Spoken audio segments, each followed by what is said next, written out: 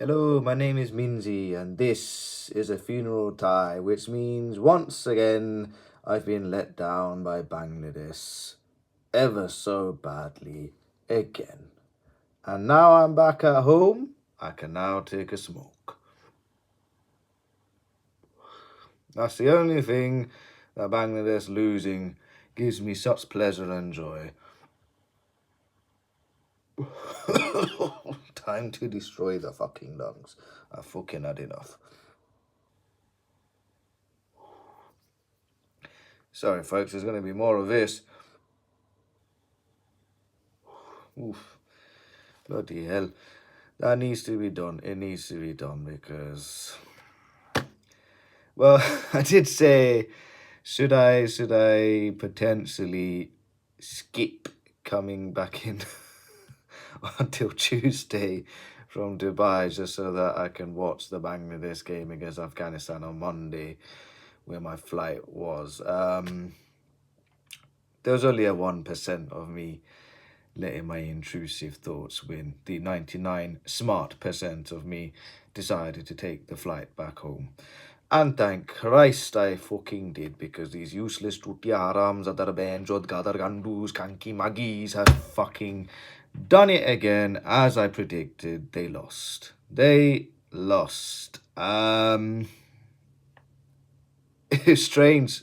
When I was just about to board my plane in Dubai, Bangladesh were cruising, I think, at like 40 for the loss of no wickets. By the time I landed in Manchester, they'd lost the fucking game. It's just incredible, really. To be fair, I think this video just needs to be summarized into one little analogy. I remember back in sort of like the late 90s, early noughties, that Bangladesh and Zimbabwe had a like low class rivalry that nobody really, not rivalry per se, but because like they used to play each other so often that we got used to each other so often. But Zimbabwe always had the better of us. But then they were going through a bit of turmoil with the whole political landscape that I'm not going to delve into. But then I remember there was a series in 2007 where Zimbabwe won 2-1. And then after that, Bangladesh took over and have not looked back since. And Bangladesh have been the better country overall over Zimbabwe. And I think that series marked probably the end of Zimbabwe's sort of reign as sort of a top nation, really. Well, top nation, but just a nation that always had Bangladesh under its grasp. I think this time around something similar has happened, but it's gone the other direction. So Afghanistan and Bangladesh always used to trade blows. One used to win, like Zimbabwe and Bangladesh.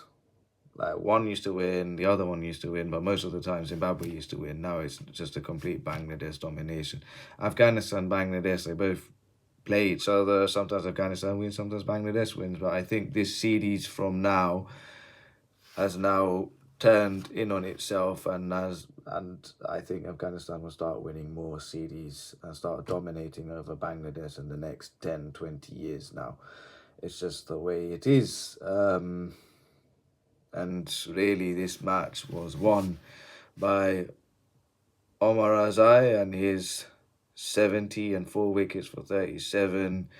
And then, more importantly, the opening batter, Gurbaz, with 101. And that's what won them the game. They successfully chased 244 and scored 246 with 10 balls to spare.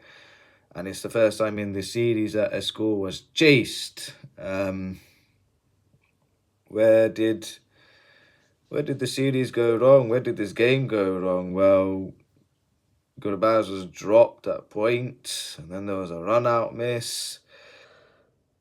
But really, where this series was lost was the first game. It was totally inexcusable to lose 8 wickets for 28 runs or 23 runs when they were cruising at 120 for 2. That's where this whole series was lost, really. I suppose in the grand scheme of things, a lot of people think that Bangladesh cricket will eventually get better now that there's a whole new board. The selection system will be a lot fairer, and hopefully players that are actually performing will actually come into the squad rather than having the reliance upon the stalwarts of Tamim Iqbal, Musfiq Rahim, Mahmudullah and Saqib. They're all being moved on. And the series against West Indies next month, I think, will be the first time we don't have any of these players. So really, they are being properly moved on now. It's going to take time. It's going to take a lot of patience. It's not going to be a quick fix. It'll take time for these players to get used to each other, get used to the international stage, and know what to do or what not to do. I still think they need to start playing more franchise cricket and maybe county cricket well outside of Bangladesh, because like I said, there's no ICC tournament for the men's until 2031. So get used to it, start playing in other countries and start making yourselves better in their conditions. Even if you have to play for the reserve teams of those respective countries, do so. I don't know what the rules and regulations are, but if you can, you can. If you can't, then you're just going to have to apply your trade at home and see what you can do. But I think it's the changing of the guard. India's always your number one Asian country, followed by a probably close shoving battle between Afghan, Pakistan and Sri Lanka as your second best, and Bangladesh, or they back down to third. And it's just the way it is, unfortunately. So congratulations to Afghanistan, a convincing 2-1 series win over Bangladesh. That will set them up nicely going into their fixtures, and Bangladesh, well, it's a long way to go. You've hit rock bottom.